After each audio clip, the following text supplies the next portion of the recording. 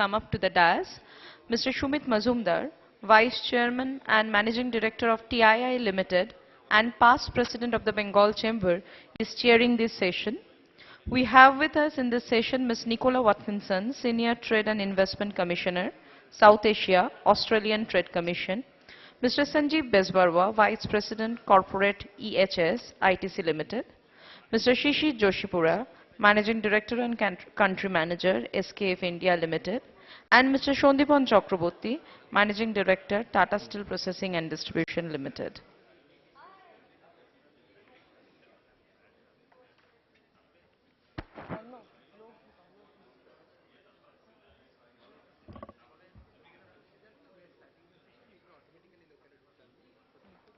Thank you.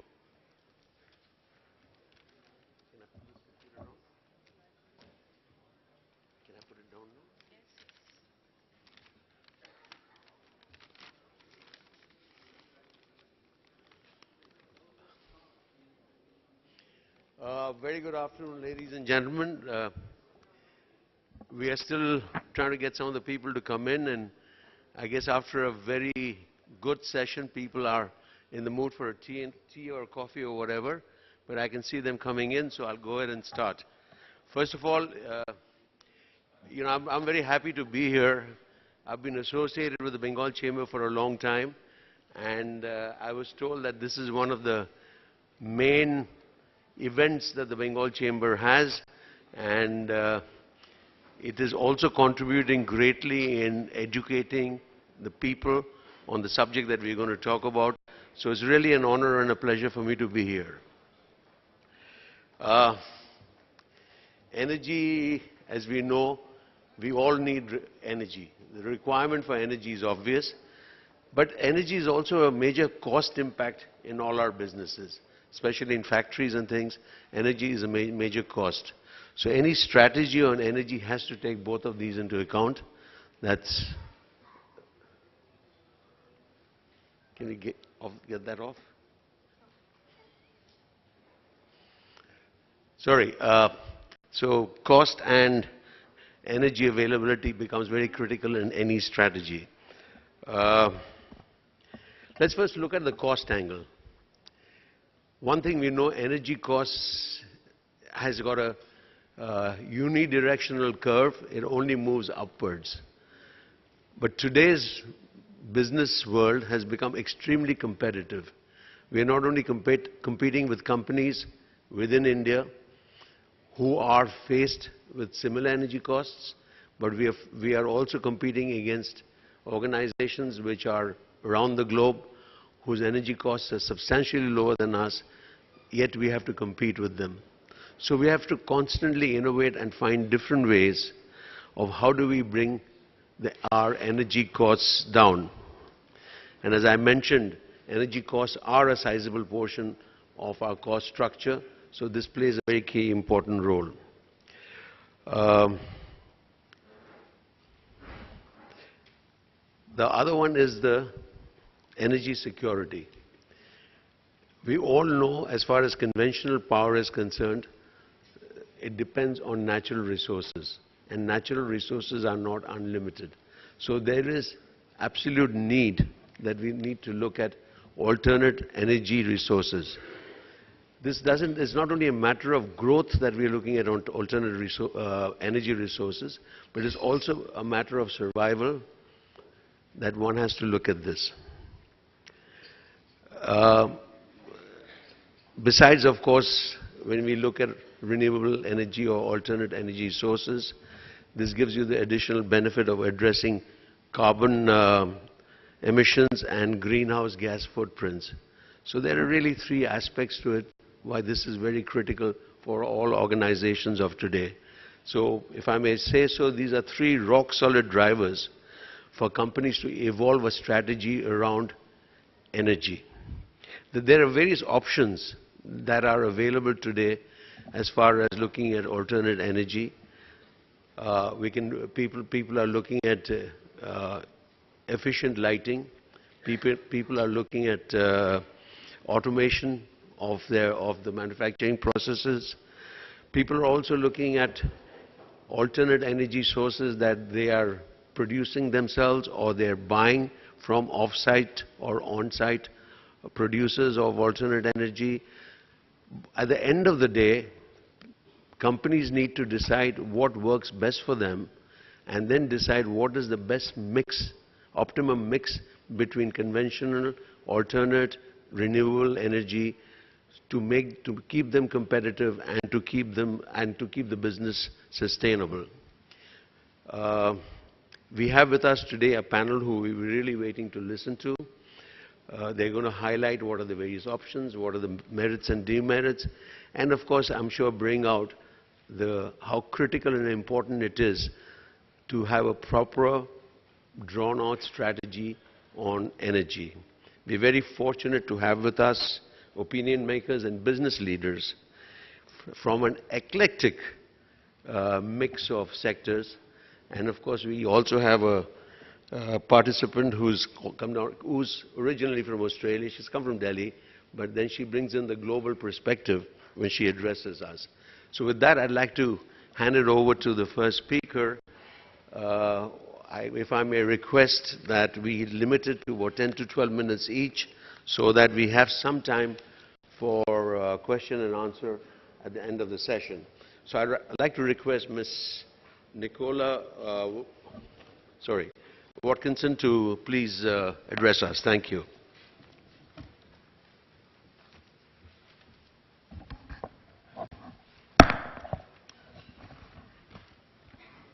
Well, thank you very much for the opportunity to be here today. And I'm going to look to share with you some of the experiences from the Australian perspective, because I think there are many parallels that we can draw on. So there are two fundamental ways in which we can look at the corporate security issue around the energy topic. And I might just see if we can move on to the presentation. Here we go. One of those is to look at the supply of energy, and the other one is to look at the cost of energy. And given rising energy prices, both in Australia and here in India, reducing energy demand is becoming an ever important aspect of the survival and success of businesses today. And many of the solutions that are available in turn reduce dependency on the grid and therefore provide reliable, cost-effective internal supplies of energy which address some of the supply issues. So to help draw out the lessons from the Australian experience, I'll first explain a little bit about how the market is structured, the regulatory drivers and the support mechanisms that are available. And then I'm going to talk about some examples, because I think that makes it real, about what we're doing in industry in Australia. And finally, I will try and summarise a few insights that I think may be applicable here in the Indian market.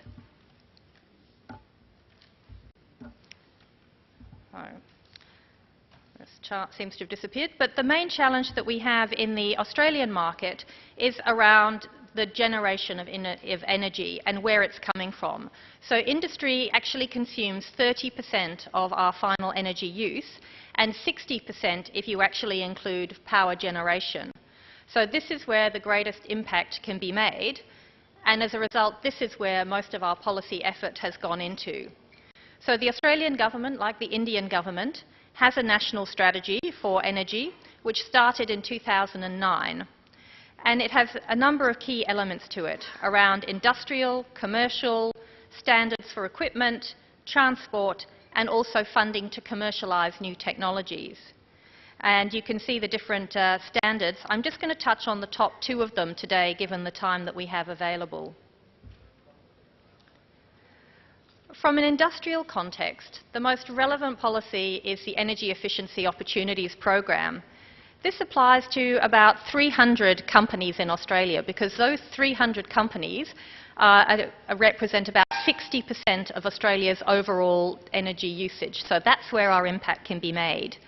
What the program requires is that each of these corporations undertake a comprehensive assessment of their energy usage to understand how they're using energy and then where the energy savings can be made. And what's more, those corporations have to look at something that will deliver a payback period that's under 4 years. They then have to publicly report on what their assessment has uncovered. They have to take it also to their board. This is where the savings can be made. And secondly, what they are and are not going to implement from these compulsory assessments. Now, it might surprise you that we don't have any mandatory requirement that these companies make these savings that they've identified. Why would you ask? Well, one, we actually think that if it makes good business sense, then companies should just be doing it. It should, you would have to be not very savvy to actually be forced to undertake an assessment of where you're using energy and then where you can make significant savings to your energy usage that give you a payback period of under 4 years and still decide not to proceed with it. So we actually believe that the business case from these compulsory energy assessments should actually be enough to take the board to the decision to make the investment to generate the savings. And as an added impetus, we think the public disclosure of the reports and the indication of what companies are and are not going to do will also help to create a bit of public awareness about these companies and also encourage them to make the changes. So how does this work in real life? So I'm just going to talk through very quickly a couple of examples so you can get a feel for what this actually means on the ground. One Steel, I hope some of you may have heard of. It's one of Australia's better known brands and is a manufacturer and distributor of steel. It goes right through from mining, through smelting, production and onto the finished sale of the finished products. What it's done is introduce a polymer injection technology, which is a new Australian development that uses recycled polymers, particularly old car tyres, is an alternative carbon injectant to produce foaming slag in the electric arc furnace steel making process. So this technology provides benefits for improving the foaming properties of the slag, which in turn increases the volume and foaminess of the slag, which gives us a longer arc and improved heat transfer from the arc to the steel, as well as decreased heat loss from the slag and the sidewalls. Now, the result of all of that is a reduction in energy consumption of about 3%, which is actually quite significant given the electricity costs represent about 20% of the cost per tonne of steel. This is, we're now licensing this technology to other steel manufacturers around the world. Another example of a similar nature is a company called Downer, which is upgrading its asphalt plant in the construction industry to incorporate the latest of recycling and process technology. It's been able to now manufacture asphalt which contains 40% of recycled materials. It's reduced carbon emissions intensity as a result by over 30%, and it's saving about US $480,000 a year in energy costs, and it has a payback period of less than 3 years. So these are some of the kinds of projects we're seeing in this field. In a more straightforward way, I thought I'd talk about Mushroom Exchange, which is the largest producer of fresh mushrooms in the Southern Hemisphere. It produces about 230 tonnes of mushrooms each week. Now, the change it's made was a relatively simple one. It took a cooling system, which was currently made of reciprocating refrigeration compressors, and it replaced those with more high-efficiency turbo compressors, which are made by an Australian company called Airmaster, which use 40% less power for the same cooling output. Now, that was a relatively simple change, but even that has managed to reduce its energy consumption by over 300,000 kilowatt hours per year. So there are a lot of easy savings to be made in this kind of area. And one final case I wanted to talk to you about from the industrial side is a foundry company in Australia called Bush & Sons. They have actually found ways to turn waste to generate energy and therefore reduce dependency on the grid. What they're doing is they're covering their anaerobic ponds in order to capture the biogas that is emitted as methane. They then turn that into the power generation for a new biogas boiler, which in turn raises process steam. As a result of that, they've managed to reduce the carbon emissions intensity of their steam raising production by 64%, and reduce their energy costs by 46%. And these are huge savings for a relatively small outlay. But it's not just energy dependency and savings that can be made at the industrial level. They can also be made outside the production side, in your offices, in labs and in warehouses. And Australia now has a rule that has a mandatory disclosure of the energy use of any space that's over 2,000 square metres. So any time you want to lease or sell property of over 2,000 square metres, you have to produce a report on the energy efficiency of that space. Now, I'm not going to talk about Green Star ratings because we're all familiar with those. But what I think is interesting to Australia is what we call our neighbours rating, which benchmarks the actual performance of the building, not what it was designed to achieve, but what it actually is achieving. And that measures the climatic conditions in which the building operates, its hour of usage, the level of services it provides, the energy sources it's using, its size and its occupancy. It measures them against those 4 tools of energy, water, waste and indoor. And it does this 12 months after operation. And it says, well, this hotel, this is what it was designed to achieve. What is it actually delivering? And I think that is an interesting way of actually looking at real performance, and then from that identifying where further savings and further efficiency can be gained. So I'm just going to give one example here, which is a great way to avoid load shedding, which is looking at trigeneration. And it's also very important in Australia as well, because we have a lot of issues around very heavy energy spikes in hot periods of time. So at 3 o'clock in the afternoon it gets hot, everybody's air conditioner has to work harder, and at around 5:30 in the afternoon everybody gets home, and the first thing they do is they turn on their air conditioners at home. So we get these huge spikes in electricity demand, and the peak power cost is astronomical. So having solutions that reduces your energy dependency during those peak periods is a real bonus for business. So this particular trigeneration plant is on the Stockland headquarters. It's a building of around 35,000 square metres, a commercial complex with offices and retail. And it's installed a 770,000 kilowatt engine, which is connected parallel to the grid.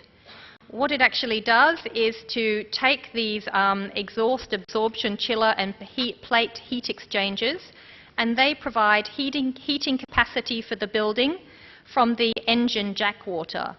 And the absorption chillers and the heat exchangers are fully integrated into the building heating, chiller and condenser water systems. So it actually, as you can see there, it saves on about 2,000 tonnes of CO2 each year, and has also been a big energy saver and cost saver for the company. So what are the lessons that we can draw from some of these examples? Well, the first lesson, which is very important for us in Australia, because we're very practical people and we need to be able to see results. If you want management buy-in and you want to get support for the investments that are required, you need to show a clear cost-benefit analysis and a return on investment that is under 4 years, preferably for most boards under 2 years. So you need to be able to achieve that by, secondly, having very effective measuring and analysis tools. And there's a range of different systems available that you can use to do that, but that's what our program has been about, giving companies the tools to measure and analyse how they're using energy and to identify where the savings can be made. What we also found was that you can often reduce energy demand and produce your own energy for peak demand purposes for a relatively low investment outlay. It's the old 80-20 rule. You can get 80% of the benefits for 20% of the initial effort that you make in this area. And certainly in Australia, we have underinvested in these kind of areas because we've had very cheap energy in the past and we haven't needed to do it. Now that the scenario is changing, these kind of examples that I've showed you today have shown that the substantial changes that can be made for a relatively small outlay. And I think that's a lesson that we can see here in India as well. But fundamentally, it's about showing how by improving the bottom line and the security of supply should mean that businesses will make this leap on their own. They should be able to see the benefit of the investment because they can see the figures in front of them from the analysis. But also being proactive creates a competitive advantage in today's environment. So I guess the message here is to jump before you're pushed in some of these areas. And I guess the final point is that we have, through our Australian experience, a number of lessons that we've learnt and a number of technologies that we have which we can offer to Indian companies who are looking at meeting the same challenges in those energy-intensive industries, whether it be steel production, aluminium production, coal-fired power stations and so on. We all share the same challenges. So from the Australian Trade Commission, this is exactly what we help to do. We help to identify solutions that Australian may have seen that may be applicable over here and help to put you in touch with technologies and solutions that are coming out of the Australian market. So perhaps that might be something we can pick up in the discussion later on. Thank you.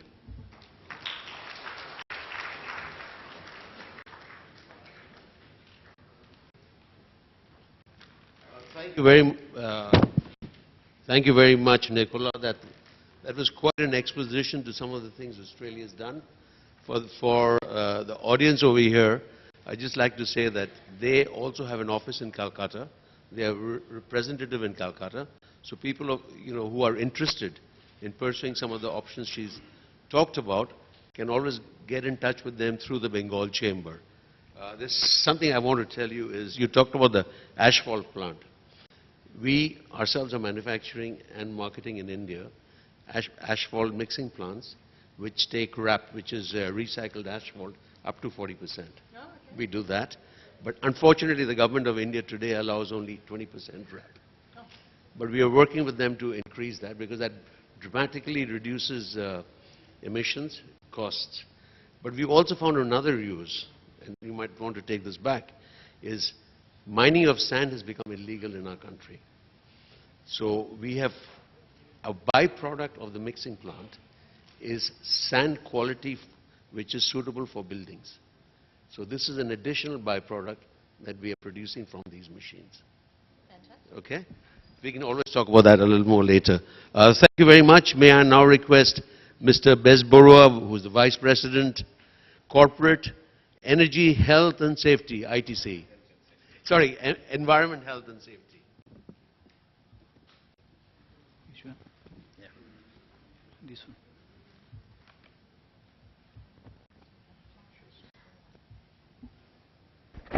Good afternoon, ladies and gentlemen. What I will attempt to do is kind of give an overview of the energy situation. Most of you would be aware of it, but I think it's still necessary to come and bring it up front because it shapes the context which informs our decisions. 1 minute. In terms of a global energy scenario, fossil fuel still very much dominates energy supply, and as per the IEA study, by 2030, 69% of the global energy mix would still be fossil fuels, of which oil will remain the main fuel, though the demand for coal is expected to increase. Out of this demand that will grow, around 65% is expected to be from the developing economies, and which will push up the overall energy demand by around 35%. And out of this, 50% will be for electricity generation. And while oil is still going to remain the #1 fuel, it is expected that increasingly natural gas will replace coal as the #2 fuel. In terms of population trends, we all know where it is, but Asia Pacific is the area which is going to have the highest growth as well as the largest population, and therefore the largest energy demand is going to come from this part of the world. This is an interesting side because it brings forward that it is how this energy mix is going to happen, and a significant portion of it, whether it is from transportation, whether it's from industrial or residential and commercial, would be from electricity generation. In terms of electricity demand, again a huge demand which will come from China, but also from the non-OECD countries, including India, of course. And I'll quickly run over this. But if you look at the global energy mix, so renewables is going to play a role. Nuclear is also going to play a role. The significant portion is still going to remain coal and gas. So if we really look at it, I mean, there are going to be something that Nicola mentioned, that meeting climate change objectives will be a huge challenge, and providing access to people who do not have electricity, and therefore their loss of productivity, all the related issues of growth and development. But these are going to be major challenges in the years to come. And in terms of renewable energy as a sustainable alternative, we do expect that, the study expects that by 2040 it is going to account for almost a sixth of the total world energy demand. Certain projections, like we expect that solar PV's growth would be the largest, wind power to a certain extent, hydropower not much, geothermal again limited by the fact that it is not really available in all parts of the world in an exploitable manner. So to summarize, it would be that in 2012, actually around half the capacity addition that has happened in the US was from renewable energy, with wind power being the largest contributor. And the increase in wind power generation in China overtook the increase in coal and nuclear power generation for the first time ever. In Germany, renewable energy accounts for 23% of the energy consumption, which is an increase of almost 12% over 2011. India, the figure is more around 11 to 12%. And in the European Union, it accounted for almost 70% of all the additional capacity which has been created. In terms of India, the mix is still predominantly coal, where hydro is there, and renewable is accounting for, like I said, around 12%. So one is that how do we kind of increase the share of renewables, and also to a certain extent we have to look at the pie is also going to keep on expanding, because you've got to meet the unmet energy demands of such a large portion of our population. So very, very significant challenges. In India, the projections are that solar will grow a lot, wind is also expected to grow, and as will biomass and waste and small hydro. But each type of renewable energy has its own challenges, and I would suggest, submit that the primary challenges being like solar and wind are intermittent in nature, and for places like small hydro, how do you get it to load centers? Like I said, variability of wind and solar seriously restrict its usage, and it needs significant conventional energy backup for a quick start. And even by 2040, solar energy will go up by 7, wind by 7 and solar by 20 times. It's only going to meet 7% and 2% of our demand. So these are things which we need to keep in mind. I'll skip this. This is an important slide because what it really brings about is the fact that energy conservation is actually will deliver the same benefits that investments in renewable energy will. And this really needs to be understood. And this is something that in ITC we are now beginning to realize. As an organization, almost around 41.3% of our energy comes from renewable sources. And we are continuously looking to increase the percentage contribution of renewables.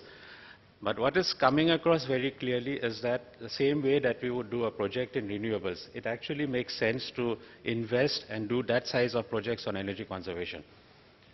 And I think this is both in terms of money, in terms of payback also. In India, we do have issues about insufficient investment in both generation and our transmission infrastructure, and system efficiencies are very low. To give an example, we have a wind farm in Tamil Nadu which is generating the wind energy for our hotels in Chennai and our printing and packaging business. But because